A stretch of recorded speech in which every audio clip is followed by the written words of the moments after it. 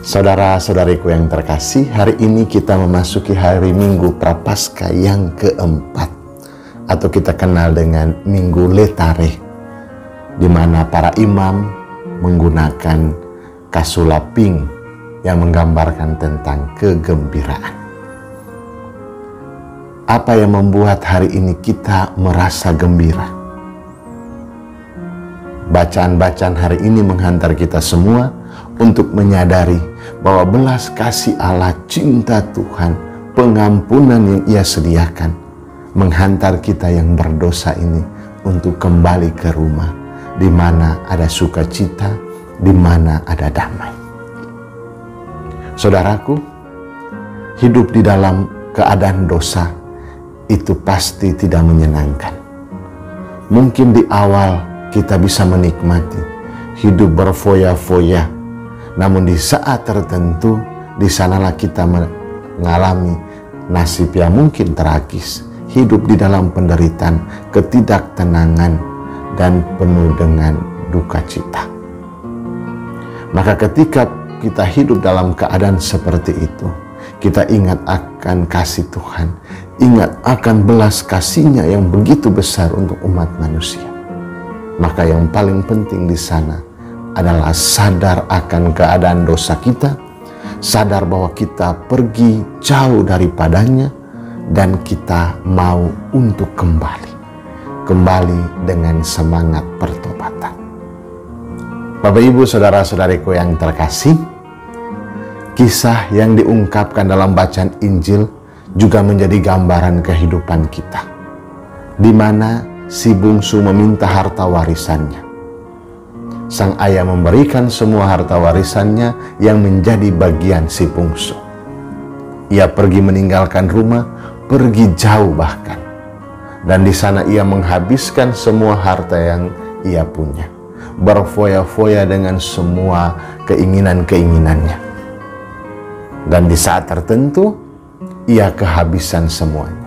Ia kehilangan orang-orang di sekitarnya. Ia sendirian.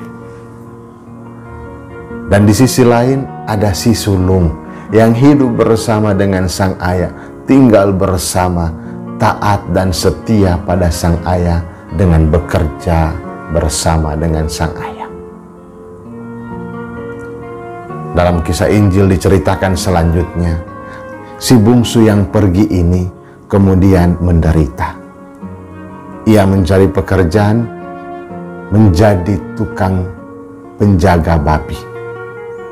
Namun penderitaan begitu besar sampai ia kelaparan sehingga ia pun makan makanan babi. Ia jauh menghabiskan semua harta, tinggal sendirian, menderita, bahkan jauh lebih menderita. Digambarkan dengan makan makanan babi.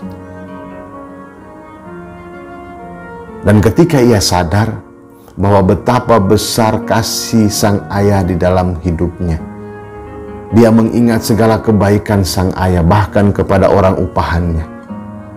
Maka di sana ia kembali, sadar untuk kembali. Bahkan dalam perjalanan dia sudah menyediakan kata-kata mohon ampunnya. Bapa, aku tidak layak disebut sebagai anak Bapa. Dia datang dengan kerendahan hati, dia datang dengan semangat pertobatan, bahkan mau menjadi orang upahan di tempat sang ayah. Karena ia merasa tidak layak. Namun apa yang terjadi? Ketika masih jauh, sang ayah berlari menjumpainya, memeluknya, dan menghantar ia masuk ke dalam rumah. Disinilah ungkapan inisiatif Bapa, inisiatif Allah sendiri untuk mau datang menjumpai kita, menerima kita, memeluk kita dengan pelukan pengampunan. Menerima kita untuk masuk dalam rumah sukacita, mengenakan kepada kita pakaian keselamatan, memberikan cincin kuasa, dan memberikan alas kaki di mana ada penghargaan dan kekuatan. Saudara-saudariku yang terkasih, sang ayah dengan keterbukaan, dengan belas kasihnya, menerima anak yang hilang itu kembali dalam pangkuannya. Namun di saat yang sama, anak sulungnya pun kembali. Di sana ada iri hati, di sana ada kesombongan, karena ia mulai membanding-bandingkan. Saya bekerja setiap hari dengan sang ayah, taat dan setia, tapi seekor kambing pun ayah tidak berikan kepadaku untuk bisa bersama-sama merayakan dengan teman-temanku. Saudara-saudariku yang terkasih, kesadaran akan kasih Allah memanggil kita untuk pulang. Ingatlah bahwa hidup dalam dosa itu menyiksa, menyengsarakan, dan membuat hidup yang ramai terasa sunyi, hidup berkelimpahan terasa kurang. Keadaan yang tidak nyaman membuat hidup kita kehilangan arah, tanpa pegangan, rasa dingin, tidak berharga, dan lainnya. Mari kita pulang, karena Bapa tidak memperhitungkan seberapa banyak dosa yang telah kita lakukan. Ia telah memberikan Yesus putranya untuk menebus dan menyelamatkan. Darah putranya tercurah untuk keselamatan bagi kita. Saudaraku, Allah Bapa melalui gerejanya menanti kita semua anak-anaknya untuk kembali. Pintu gereja selalu terbuka, pintu pengakuan dosa terbuka lebar untuk menyambutmu. Datanglah dengan kerendahan hati, ungkapkan sesal dan tobatmu. Bapa akan meneguhkanmu dalam nasihat pengakuan, memelukmu dengan absolusi, dan menuntunmu dengan penitensi-penitensi. Dan kita keluar dari kamar pengakuan dengan pakaian baru, pakaian keselamatan dan kedamaian. Cincin pengakuan sebagai anak Allah, dan alas kaki yang baru, yakni kemenangan atas dosa dan hidup dalam keadaan baru. Saudaraku yang terkasih, pada hari Minggu ini, mari kita bersuka cita karena cinta Allah pada kita manusia selalu ada. Ia telah mengutus putranya untuk menebus, dan penebusannya satu kali untuk selama-lamanya. Antifon Mazmur hari ini menyadarkan kita bahwa kembali kepada Bapa dan kecaplah bahwa betapa baiknya Tuhan dalam hidup kita. Untuk itu, yang masih hidup dalam dosa, mari sadarlah dan putuskan untuk kembali.